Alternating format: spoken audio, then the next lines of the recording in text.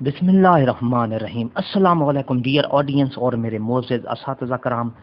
आज हम आपको एक नए फाते इस्लाम के बारे में बताएंगे, हिस्ट्री ऑफ इस्लाम के बारे में।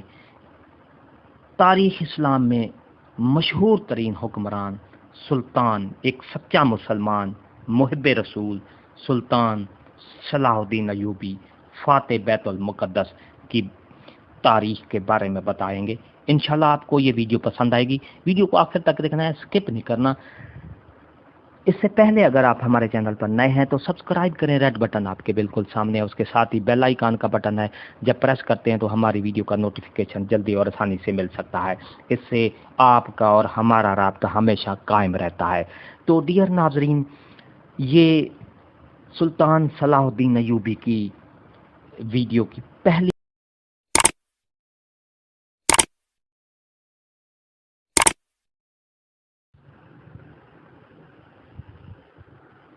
डियर नाजरीन और असातिज़ा कराम, सुल्तान सलाहुद्दीन अयूबी सल्तनत के बानी थे। वो न सिर्फ तारीख़ इस्लाम बल्कि तारीख़ आलम के मशहूर तरीन फातेह हुक्मरानों में से एक हैं। वो 1138 में मौजूदा इराक के शहर तिक्रित में पैदा हुए। इनकी ज़ेर क़यादत अयूबी सल्तनत ने मिस्र, शाम, यमन, इराक, हिजाज और दियारबाकर पर हुकूमत की। सलाहुद्दीन अयूबी की बहादुरी, फयाज़ी, हुस्न खुल्क, सखावत और बुर्दबारी के बैस न सिर्फ मुसलमान बल्कि ईसाई भी इज़्ज़त की निगाह से देखते हैं। सलाहुद्दीन को फातेह बैतुल मुक़द्दस कहा जाता है, जिन्होंने 1187 में यूरोप की मुत्तहदा अफ़वाज को इबरतनाक शिकस्त देकर बैतुल मुक़द्दस इनसे आज़ाद करवा लिया था। इसलिए इनको फातेह बैतुल मुक़द्दस भी कहते हैं। सलाहुद्दीन अयूबी नस्लन कुर्द थे। 1138 में कुर्दिस्तान के इस हिस्से में पैदा हुए जो अब इराक में शामिल है। शुरू में वो सुल्तान नूरुद्दीन जंगी के यहाँ एक फौजी अफसर थे। मिस्र को फतह करने वाली फौज में सलाहुद्दीन भी मौजूद थे और इसके सिपा सालार शेर को सलाहुद्दीन के चचा थे। मिस्र फतह हो जाने के बाद सलाहुद्दीन को 564 हिजरी में मिस्र का हाकिम मुकर्रर कर दिया गया। इसी ज़माने में 569 हिजरी में उन्होंने यमन भी फतह कर लिया। नूरुद्दीन जंगी के इंतकाल के बाद चूँकि उसकी कोई लायक औलाद नहीं थी, इसलिए सलाहुद्दीन अयूबी हुक्मरानी पर फायज हो गया। कारनामे क्या है? सलाहुद्दीन अपने कारनामों में नूरुद्दीन पर भी बाजी ले गए। इसमें जिहाद का जज्बा कूट कूट कर भरा हुआ था और बैतुल मुक़द्दस की फतह उसकी सबसे बड़ी ख्वाहिश थी। मिस्र के बाद सलाहुद्दीन ने 1182 ईस्वी तक शाम, मूसिल, हल्ब वगैरह फतह करके अपनी सल्तनत में शामिल कर लिए। इस दौरान सलेबी सरदार रिनाल्ड के साथ 4 साला मुआहदा सुलह हो चुका था, जिसकी रूह से दोनों एक दूसरे की मदद करने के पाबंद थे, लेकिन ये मुआहदा महज कागजी और रस्मी था। सलेबी बादस्तूर अपनी इश्तियाल अंगेज़ी में मसरूफ़ थे और मुसलमानों के काफ़िलों को बराबर लूट रहे थे। 1186 में ईसाइयों के एक ऐसे ही हमले में रिनाल्ड ने यह जसारत की कि बहुत से दीगर ईसाई उमरा के साथ मदीना मनव्वरा पर हमला की गर्ज से हिजाज मुक़द्दस पर हमला आवर हुआ। सलाहुद्दीन अयूबी ने इनकी सरगर्मियों की रोकथाम के लिए इक़दाम किए और फ़ौरन रिनाल्ड का ताक़ुब करते हुए हुतैन में इसे जा लिया। सुल्तान ने यहीं दुश्मन के लश्कर पर एक ऐसा आतिशगीर मादा डलवाया जिससे ज़मीन पर आग भड़क उठी। चुनांचे इस आतिशी माहौल में 1187 को हुतैन के मकाम पर तारीख की खौफनाक तरीन जंग का आगाज़ हुआ। इस जंग के नतीजा में 30,000 ईसाई हलाक हुए और इतने ही कैदी बना लिए गए। रिनाल्ड गिरफ्तार हुआ और सुल्तान ने अपने हाथ से इसका सर कलम किया। इस जंग के बाद इस्लामी अफवाज ईसाई इलाकों पर छा गई। हुतैन की फतह के बाद सलाहुद्दीन अयूबी ने बैतुल मुक़द्दस की तरफ रुख किया। एक हफ्ता तक खून रेज जंग के बाद ईसाइयों ने हथियार डाल दिए और रहम की दरख्वास्त की। बैतुल मुक़द्दस पूरे 91 साल बाद दोबारा मुसलमानों के कब्ज़ा में आया और तमाम फ़लस्तीन से मसीह हुकूमत का खात्मा हो गया। बैतुल मुक़द्दस की फतह صلاح الدین ایوبی کا عظیم و شان کارنامہ تھا۔ اس نے مسجد اقصی میں داخل ہو کر نور الدین کا تیار کردہ ممبر اپنے ہاتھ سے مسجد میں رکھا۔ اس طرح نور الدین کی خواہش اس کے ہاتھوں پوری ہوئی۔ صلاح الدین نے بیت المقدس میں داخل ہو کر وہ مظالم نہیں کیے جو اس شہر پر قبضے کے بعد عیسائی افواج نے کیے تھے۔ صلاح الدین ایک مثالی فاتح کی حیثیت سے بیت المقدس میں داخل ہوا۔ اس نے زر فدیہ لے کر ہر عیسائی کو امان دے دی، اور جو غریب فدیہ نہیں ادا کر سکے ان کے فدیے کی رقم اس صلاح الدین ایوبی اور اس کے بھائی ملک عادل نے خود ادا کی۔ بیت المقدس پر قبضے کے ساتھ یروشلم کی وہ مسیحی حکومت بھی ختم ہو گئی جو فلسطین میں 1099 عیسوی سے قائم تھی۔ اس کے بعد جلد ہی سارا فلسطین مسلمانوں کے قبضے میں آ گیا۔ بیت المقدس تقریباً 761 سال مسلسل مسلمانوں کے قبضہ رہا، تاکہ 1948 میں امریکہ، برطانیہ، فرانس کی سازش سے فلسطین کے علاقہ میں یہودی سلطنت قائم کی گئی اور بیت المقدس کا نصف حصہ یہودیوں کے قبضے میں چلا گیا۔ 1967 کی عرب اسرائیل جنگ میں بیت المقدس پر اسرائیلیوں نے قبضہ کر لیا۔ حطین کی فتح کے بعد صلاح الدین نے بیت المقدس کی طرف رخ کیا۔ ایک ہفتہ تک خونریز جنگ کے بعد عیسائیوں نے ہتھیار ڈال دیے۔ تیسری صلیبی جنگ۔ جب بیت المقدس پر قبضے کی خبر یورپ پہنچی تو سارے یورپ میں کوہرام مچ گیا۔ ہر طرف لڑائی کی تیاریاں ہونے لگیں۔ جرمنی، اٹلی، فرانس اور انگلستان سے فوجیں فلسطین روانہ ہونے لگیں۔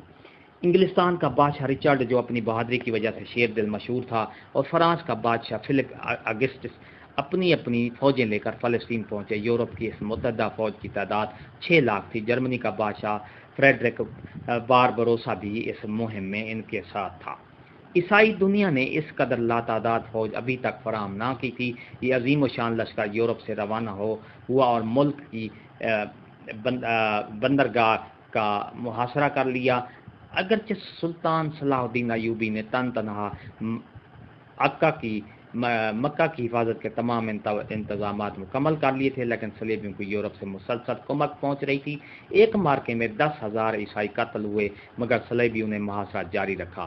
لیکن چونکہ کسی اور ملک نے سلطان کی طرف دست تعاون نہ بڑھایا، اس لیے صلیبی ناکہ بندی کی وجہ سے اہل شہر اور سلطان کا تعلق ٹوٹ گیا، اور سلطان باوجود پوری کوشش کے مسلمانوں کو کمک نہ پہنچا سکا۔ تانگ آ کر اہل شہر نے امان کے وعدہ پر شہر کو عیسائیوں کے حوالے کر دینے پر آمادگی ظاہر کی۔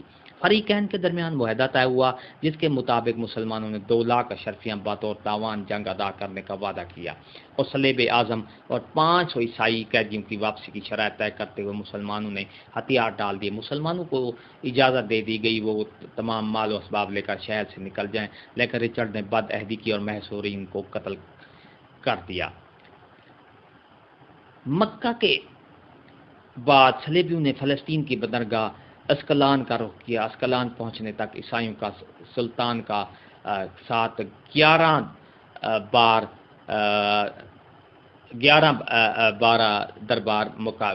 مقابلہ ہوا۔ سب سے اہم مارکہ ارسوف کا تھا۔ سلطان نے جوان مردی اور بہادری کی درخشندہ مثالیں قائم کی، لیکن چونکہ کسی بھی مسلمان حکومت بالخصوص خلیفہ بغداد کی طرف سے کوئی مدد نہ پہنچی، لہذا سلطان کو پسپائی اختیار کرنا پڑی۔ واپسی پر سلطان نے اسکلان کا شہر خود ہی تباہ کر دیا۔ اب جب صلیبی وہاں پہنچے تو انہیں اینٹوں کے ڈھیروں کے سوائے کچھ بھی حاصل نہ ہوا۔ اس دوران سلطان نے بیت المقدس کی حفاظت کی تیاریاں مکمل کیں۔ کیونکہ اب صلیبیوں کا نشانہ بیت المقدس تھا، سلطان نے اپنی مختصر فوج کے ساتھ اس قدر عظیم لاؤ لشکر کا بڑی جرأت اور حوصلہ سے مقابلہ کیا۔ جب فتح کی کوئی امید باقی نہ رہی تو صلیبیوں نے صلح کی درخواست کی۔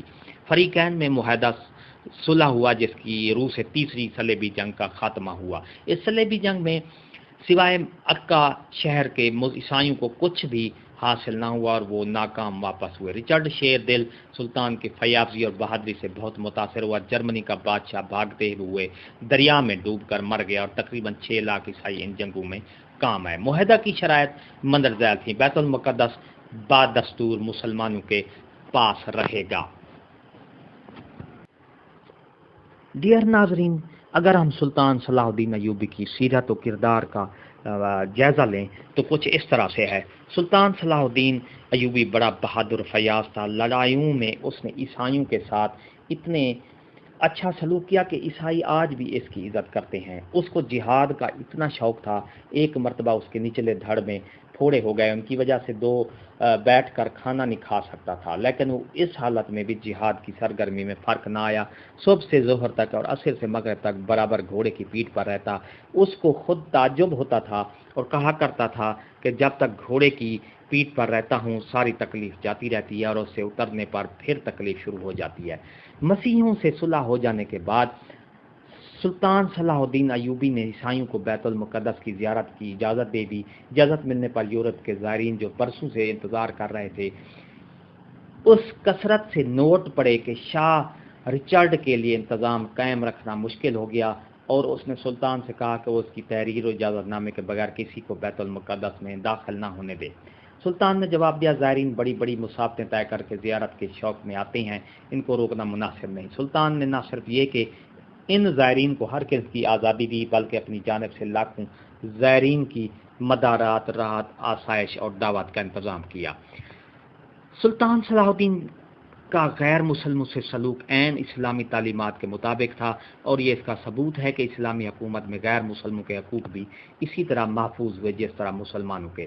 نور الدین زنگی کی طرح سلطان صلاح الدین کی زندگی بھی بڑی سادہ تھی۔ ریشمی کپڑے کبھی استعمال نہیں کیے اور رہنے کے لیے محل کی جگہ معمولی سا مکان ہوتا تھا۔ رفاہ عامہ کے کام کیا تھے سلطان صلاح الدین ایوبی کے؟ قاہرہ پر قبضے کے بعد جب اس نے فاطمی حکمرانوں کے محلات کا جائزہ لیا تو وہاں بے شمار جواہرات اور سونے چاندی کے برتن جمع تھے۔ سلطان صلاح الدین ایوبی نے یہ ساری چیزیں اپنے قبضے میں لانے کے بجائے بیت المال میں داخل کرا دی۔ محلات کو عام استعمال میں لایا گیا اور ایک محل میں عظیم و شان خانقاہ قائم کی گئی۔ فاطمیوں کے زمانے میں مدرسے قائم نہیں کیے گئے۔ شام میں تو نور الدین کے زمانے میں مدرسے اور شفا خانے قائم ہوئے، لیکن مصر اب تک محروم تھا۔ سلطان صلاح الدین ایوبی نے یہاں کثرت سے مدرسے اور شفا خانے قائم کیے۔ ان مدارس میں طلباء کے قیام و طعام کا انتظام بھی سرکار کی طرف سے ہوتا تھا۔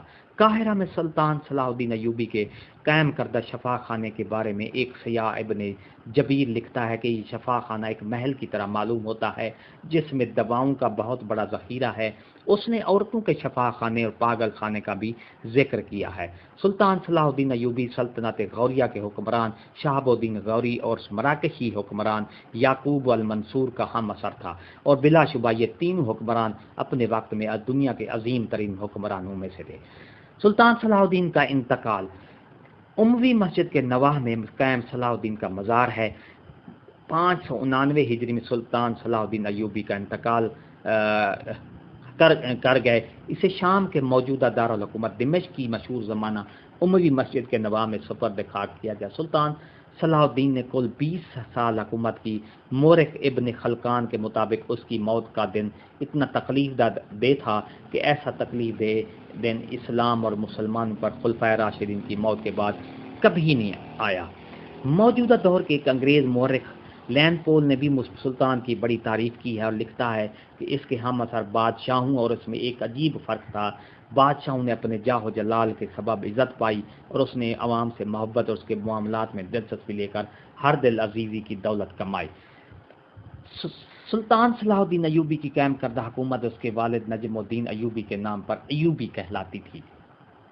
صلاح الدین اگرچہ ایک دانشمند اور قابل حکمران تھا، لیکن وہ خود کو رواجی تصور سے آزادہ نہ کر سکا۔ خلافت کے حقیقی تصور کو اب مسلمان معاشرہ اس حد تک بھلا چکا تھا کہ نور الدین اور صلاح الدین جیسے حکمران بھی ملوکیت کے انداز میں سوچے تھے۔ جانشینی کے معاملے میں صلاح الدین نے وہی غلطی کی جو سب سے پہلے ہارون الرشید نے کی تھی اور سلجوکیوں کے بعد تمام حکمران کرتے چلے آ رہے تھے۔ اس نے زمانے کے غلط رواج کے تحت اپنی سلطنت 3 لڑکوں میں تقسیم کر دی۔ نتیجہ یہ ہوا کہ طاقتور سلطنت تقسیم ہو کر کمزور پڑ گئی۔ پھر بھی ایوبی خاندان کے چند لائق حکمرانوں، جن میں صلاح الدین کا بھائی ملک عادل اور اس کا لڑکا ملک کامل قابل ذکر ہیں، مصر، شام، حجاز اور یمن کو تقریباً 60 سال تک بڑی حد تک متحد رکھا۔ 648 میں ایوبی خاندان کی حکومت ختم ہو گئی، ان کی جگہ ترک غلاموں کی حکومت قائم ہوئی جو مملوک کہلاتی تھی۔ جی ہاں ناظرین، سلطان صلاح الدین ایوبی بلا شبہ ایک فاتح حکمران تھا اور فاتح بیت المقدس تھا۔ اس کے بیت المقدس کے فتح کرنے کے بعد جب عیسائیوں اور یہودیوں نے بیت المقدس کو فتح کر لیا تو اس کے بعد اب تک جو ہے بیت المقدس اسرائیل کے قبضے میں ہے۔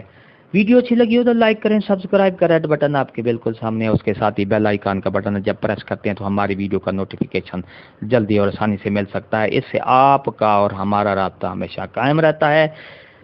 ایک نئی ایسی ویڈیو کے ساتھ ہم حاضر ہوں گے، تب تک کے لیے شکریہ، اللہ حافظ۔